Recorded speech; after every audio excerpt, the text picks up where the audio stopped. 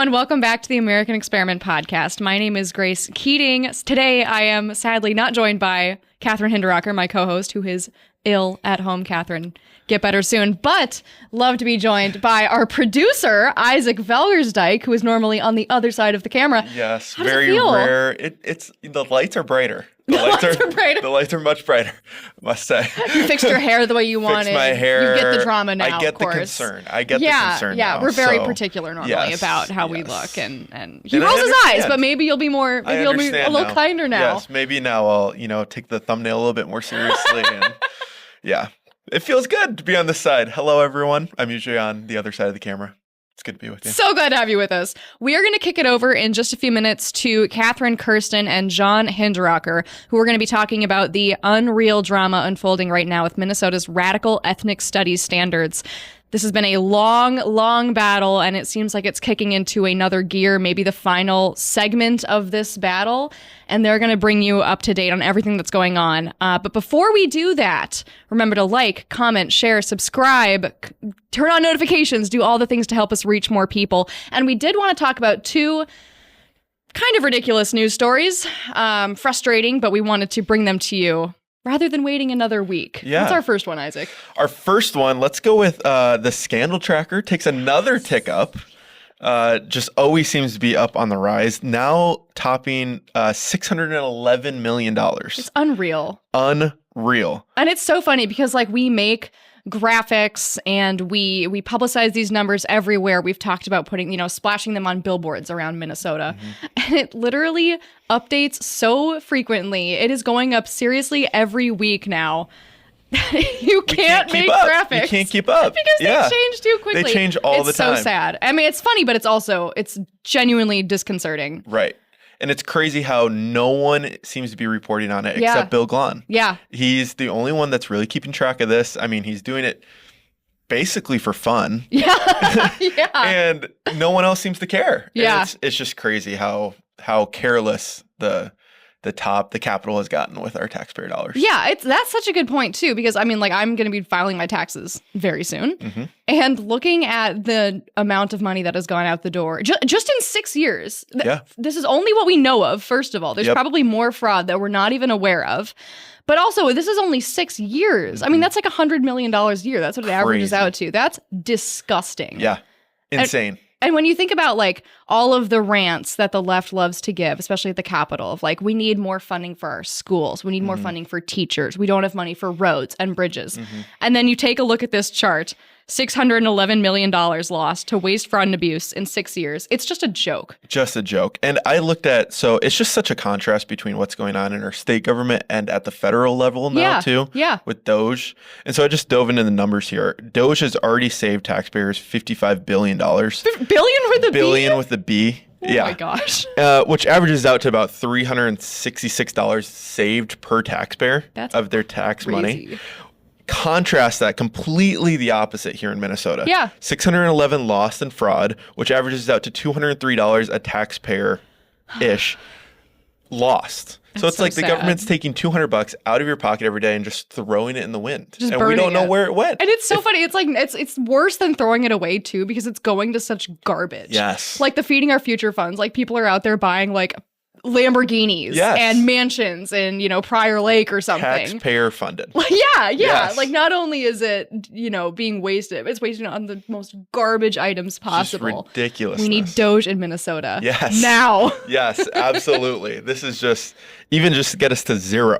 Let's just start with spending our tax dollars on what they say we're going to spend our tax dollars on, rather than losing $611 million of it. Yeah. Crazy. Yeah. It's simply ridiculous. I think we can move on to our next story. Yes. What's our next one? Our next one is our very own Bill Walsh, who has sat in this chair a couple times. As you currently may remember. Stuck in Colorado. Hello, Bill. Stranded in Colorado. Stranded in Colorado. RIP. Sorry, Bill. Sorry, Bill. I hope you download this.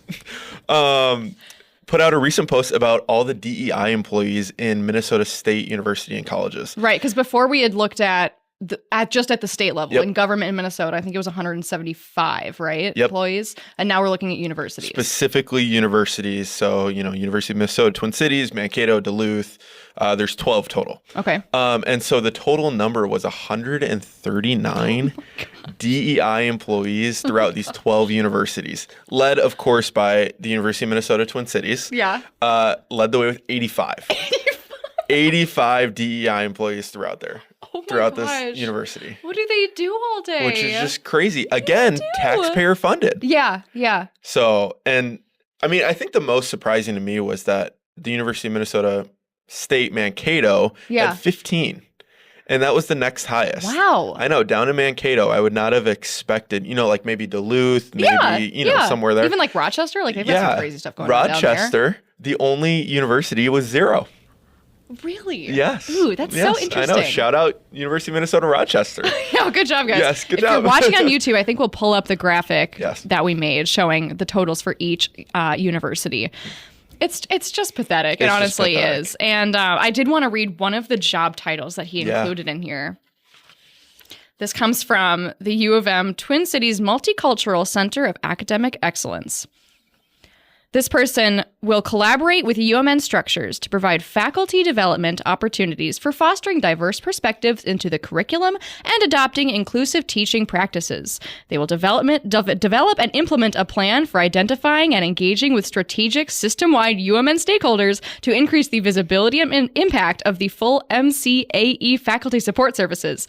And they will provide coaching and support to campus partners who are interested in developing their capacity for diversity, equity, and inclusion.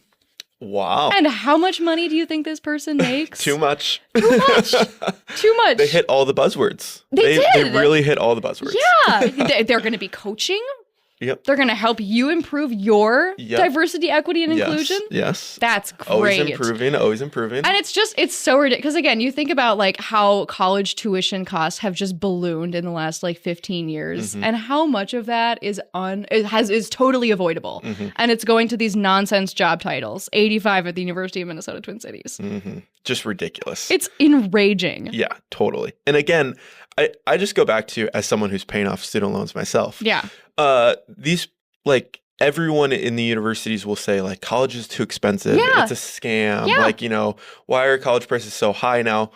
Well, no wonder they're so high. Yeah. We have 85 DEI employees just in the University of Minnesota alone. Yeah. That are taking up salaries, that are taking up taxpayer money, that are taking tuition money. Yeah. Like, all of this, like, this front office bloat is just driving that price up. And it's ridiculous because I see that and I see that's what my student loans were paying for. That was what my tuition was paying for. 100%. So now hopefully it sounds like that might change because Trump issued an executive order saying that like higher education institutions who accept federal money or federal grants cannot have any DEI programs. And I think that we already saw one school on this list like take down their hiring announcement for one of their new DEI employees like the day after that came out. Like that happened really fast. Okay. There were a couple titles in there with interim in the front of it. So we'll see if maybe they're no longer interim and maybe they're just gone. It'll be interesting to see how it plays out in the next few weeks. Yeah. A couple people in our Twitter replies too have suggested just to keep an eye on the people, specifically their names, to just see if, because a lot of schools have already been caught just changing titles around. So definitely something we'll keep an eye on. We see your comments, and so we'll for sure keep an eye on that, I'm sure. And like so important to remember too that like this 139 was it? Yeah. Like that's an under count. That's a very low estimate. Like we were asking these universities to self-report, which already it's like, okay, do you really trust what they're giving you? And then on top of that, some of them didn't get back to us. So like we just went and did the research and kind of looked at the titles online. But like, and this doesn't even include like technical colleges, like the 2-year. Yeah, these are just 4-year programs. Yes. Absurd. Crazy. Well, you guys, thank you so much for joining us. We're going to kick things over to Katherine Kersten and John Hinderaker. We will see you next week. American Experiment is supported by thousands of individuals like you. To join the movement, go to www.americanexperiment.org and click the yellow donate button. From all of us here, thank you. Welcome. I'm John Hinderaker, joined today by Katherine Kersten. Kathy, great to have you on the podcast. Great to be here. Now, Kathy, you're going to be testifying later today in front of the House Education Policy Committee over in St. Paul. Maybe just start there and then we'll back up and talk about what's going on. What is it that you're going to be testifying on? I'm going to be testifying in support of a bill that would repeal the new ethnic studies provisions in law in Minnesota, and at the same time pause implementation of our radical social studies, ethnic studies, K-12 academic standards until 2030-31. So this is the continuation of a battle that our organization has been fighting since late 2020, which is when the Minnesota Department of Education came out with the initial draft of revised standards for the study of social studies in all of Minnesota's public schools, K through 12. Correct. And those social studies standards were terrible, and we've been blowing the whistle on them and battling them, and they've gone through multiple drafts, and our efforts have certainly had some impact there. Yep. But one of the things that those social studies standards did was to include an ethnic studies component in social studies. That was kind of the genesis of that where we are was now, the right? fundamental idea of the political activists who engineered this whole thing and who were given leadership over it, leadership to design the infrastructure and to lead the entire initiative. That was their purpose in 2019 when this group of activists first came together. So yes, ethnic studies basically drills three ideological tenets into kids' heads. First of all, that skin color determines identity. Secondly, that life is a zero-sum power struggle between race-based oppressor groups and victim groups. And finally, that American history is the shameful story of domination, marginalization, injustice, etc.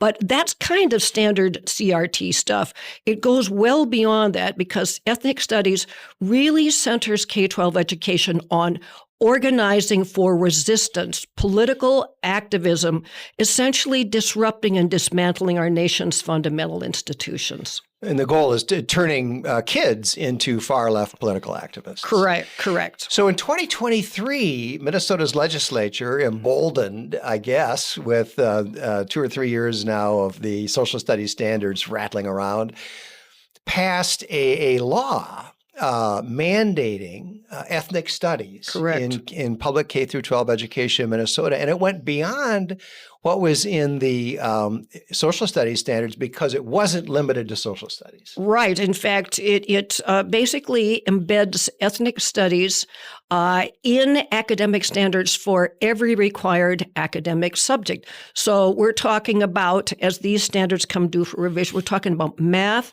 science, arts, language arts, even physical education. Kathy, let me just pause you for a second. So say I'm a 10th grade geometry teacher at a Minnesota high school. Under this law, I am required to figure out a way to teach racist doctrines as part of my geometry class. Yes, and there are lots of activists waiting in the wings to help you do that in the most radical possible way. So this is called ethno-mathematics. And the idea is, for example, if you look at suggested curricula, that to teach kids that mathematics began in ancient, quote, empires of color, and that they were somehow captured by bad folks in Western civilization. That would be white people. And that would be white Europeans and turned against, used to oppress, quote, people of color. So we actually polled a couple of years ago, a year or two ago, Minnesotans, our pollster did. on what they think about adding ethnic studies to curricula K through 12. And it polled reasonably well. And I think the reason for that is because people assume, ethnic studies, that would mean like learning that Dutch children wear wooden shoes or something. Yes, you're right. People have no idea what this is really all about. And when in our poll we informed people of the political agenda, the support, fell markedly. But it's not just that people assume this. It's that this idea was encouraged, promoted by the bill authors in the Minnesota legislature, by the Walz administration. We actually ran a campaign at the center about this called bait and switch. They intentionally lead people to believe that this is all about racial understanding, hands across the aisle kind of racial harmony, when exactly it is about division and resistance. So it's very cynical. It was very skillfully done.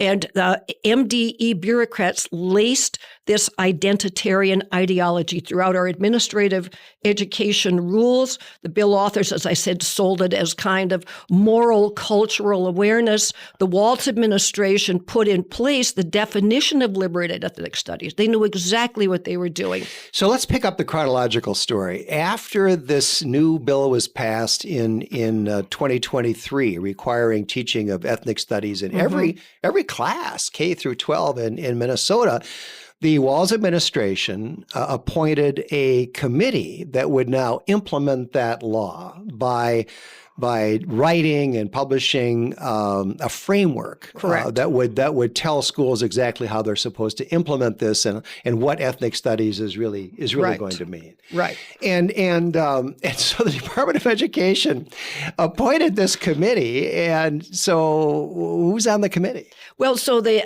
appointed the committee. The law required them, of course, because they wanted it to, required them to name these members of this ethnic studies working group. They all had to be essentially advocates of liberated ethnic studies, but they had to be named with input from the Minnesota Ethnic Studies Coalition, which is the radical group leading this effort.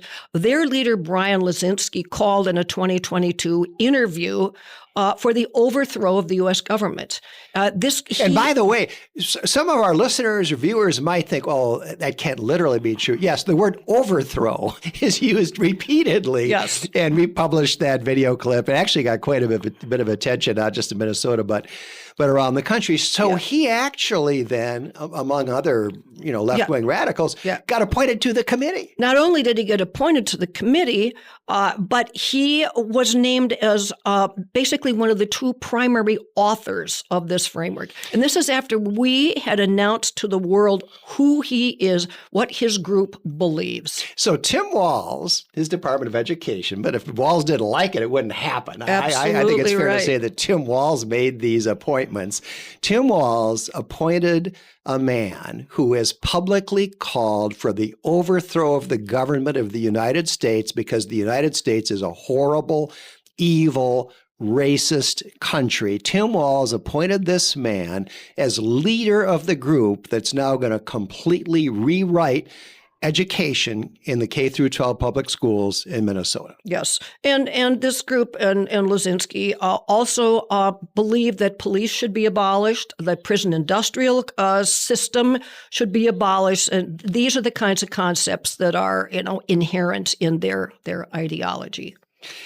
So the committee that Lazinski co-led was supposed to publish this framework by, what was it, October of last year? October 31st. They actually finished it September 24th. But we had all been told that this would be available for public comment, et cetera. But silence ensued. So something intervened to delay the publication of this ethnic studies framework, and that something was the selection of Tim Walz Walz as the Democrats' vice presidential nominee. That's what we suspect. In 2024. And so instead of being published when it was supposed to be, right before, the election, essentially. Right. And it should have been available before that. For at least a month. And so on. Yeah. So instead of being made public in the fall of 2024, like it was supposed to be, the Minnesota Department of Education just kind of quietly sat on it until the election was over. What happened after that?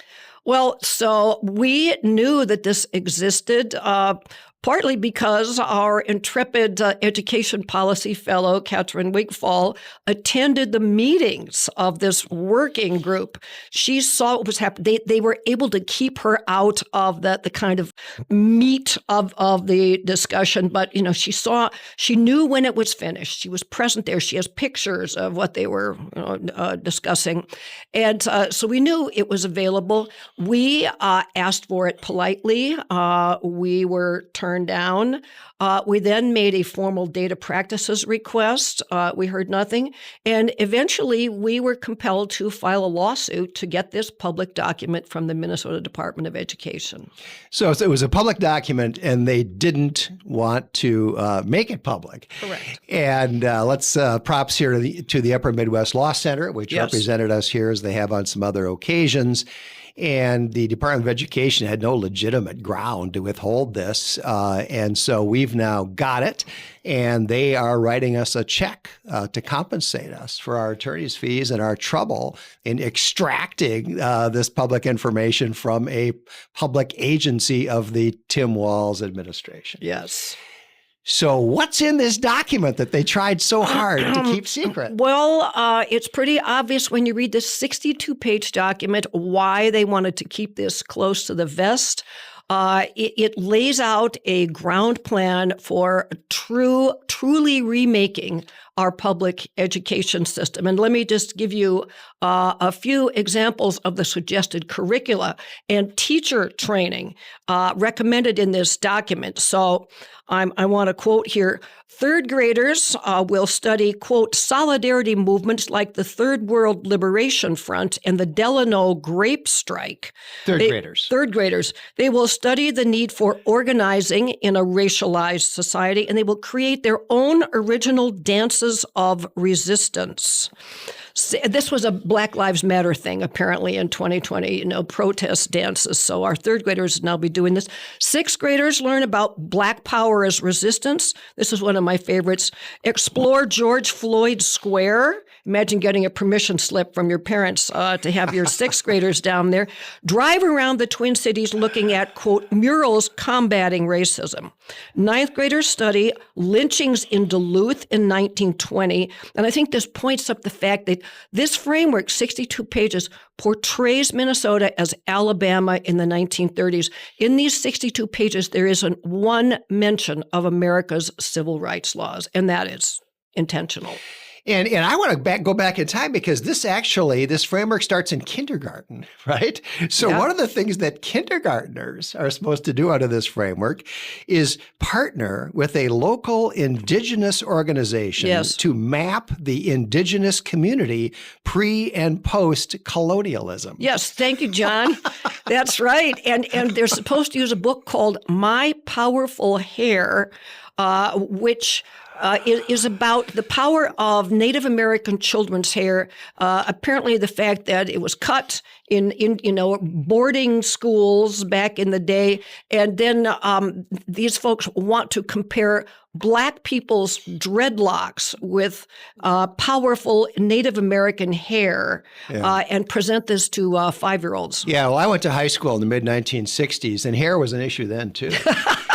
Watertown, South Dakota. If I had showed up at Watertown High School in 1967 looking exactly like I do right now, and those of you who are watching as opposed to listening to this can see that my hair would not be considered extravagantly long.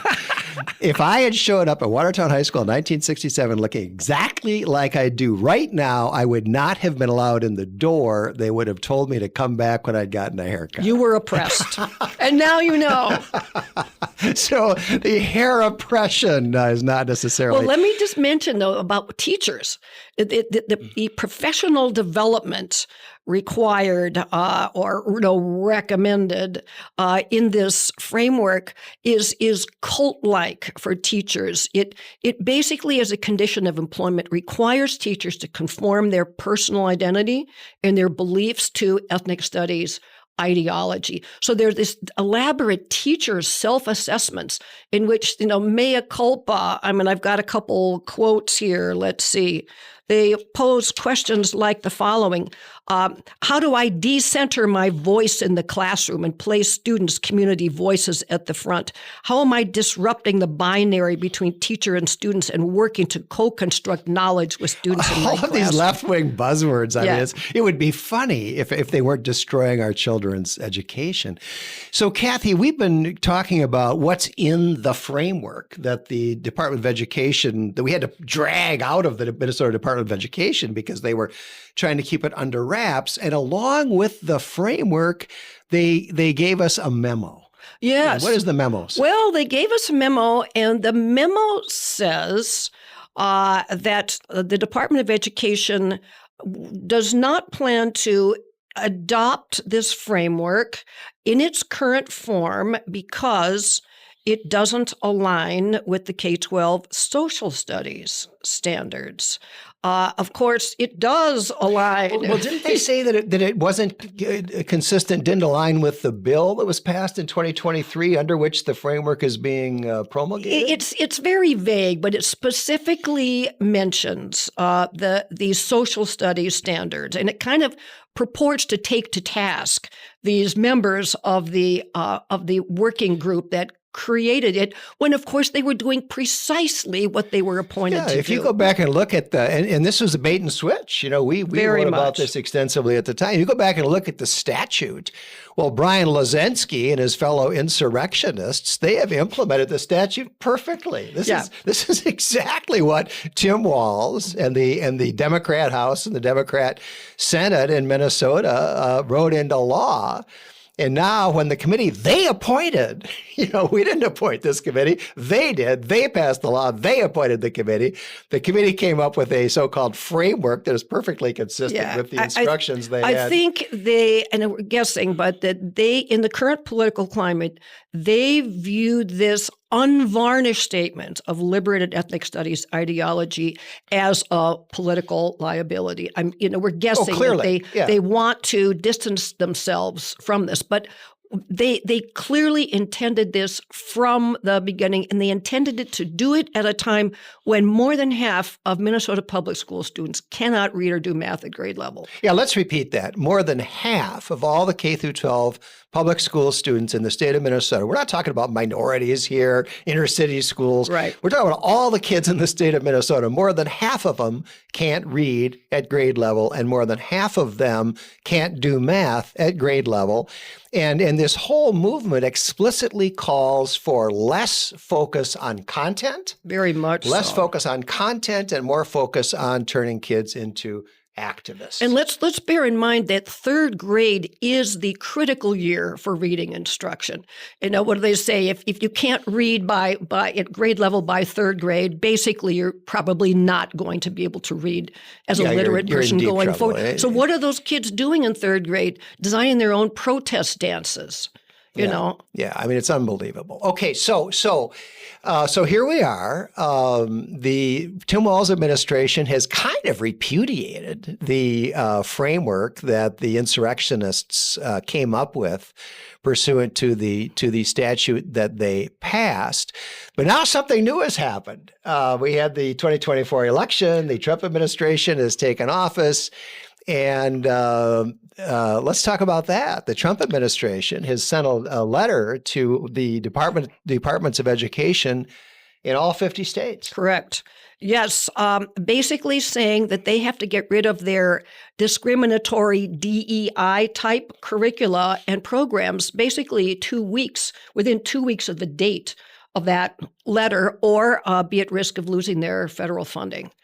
And the Trump administration letter points out, it's from the Office of Civil Rights, and it points out that DEI in the public schools is discriminatory, and it violates a clear precedent from the United States Supreme Court, which is true. Yep. And the left has believed for quite a few years now that they can get away with race discrimination as long as it's the right kind of race discrimination. And now we're seeing a lot of leftists kind of scrambling for the exits. Absolutely. We had the North Carolina case and the Harvard case out of the U.S. Supreme Court, and company after company quietly ditching its DEI policies because, of course, what are they? Well, they're employment discrimination on the basis of race, which is illegal. And this is all written into our teacher licensure standards now, and into our teacher standards of competency in education. So this stuff is woven throughout our entire education system by the Walz administration and lawmakers in the legislature. So that's where we stand as of today. And a bill has been introduced in the Minnesota legislature, which would repeal the bill that was passed in 2023 requiring this crazy ethnic studies curriculum. Requiring embedding it throughout all subjects. And also it requires a separate ethnic studies course in high school, which clearly the activists would like to see made required. And if you read the framework, they talk over and over again about how this is just the beginning. I mean, they want ethnic studies offerings, electives, requirements in junior high school and senior high school, advanced courses, basically, arts and resistance. They don't want kids to learn anything else except racism and activism. And so this bill that's been introduced would repeal the one that was passed in 2023, and it would also significantly delay implementation of the social studies standards that we talked about. And so you have been asked by whom to testify on this? Well, its testimony is open to anybody who wants to show up. So we will be testifying, the center will be, and others. People of color, moms and dads who want their kids to actually learn want something. their kids to learn something. That's right. So, hoping we can make a difference. Well, Kathy, good luck this afternoon, and let's hope that we've been fighting an American experiment. We've been fighting this battle since late 2020, and we're the ones that have shown light on what was going on here. The leftists, I think, believed that they would be able to slide all this through. Well, we discovered that it was happening. Katherine Wigfall just happened to notice that this social studies standards revision thing was happening. You're exactly right. I think they hoped to slide it through without any public awareness. And hopefully, because we have been shining the light on this, campaigning against it, getting tens of thousands of public comments filed against it. There's been nothing like it in the country in terms of what we have done here in Minnesota. Our tour around the state, for example. The anti-CRT in 2021, we had to have armed guards. We had people arrested at we had bomb threats against several of our venues. I mean, but we have been fighting this battle now for more than 4 years, and hopefully we'll be able to bring it to a successful conclusion. Well, we'll work very hard at it. Kathy Kersten, thanks for being on the podcast. It was really fun. Thanks, John.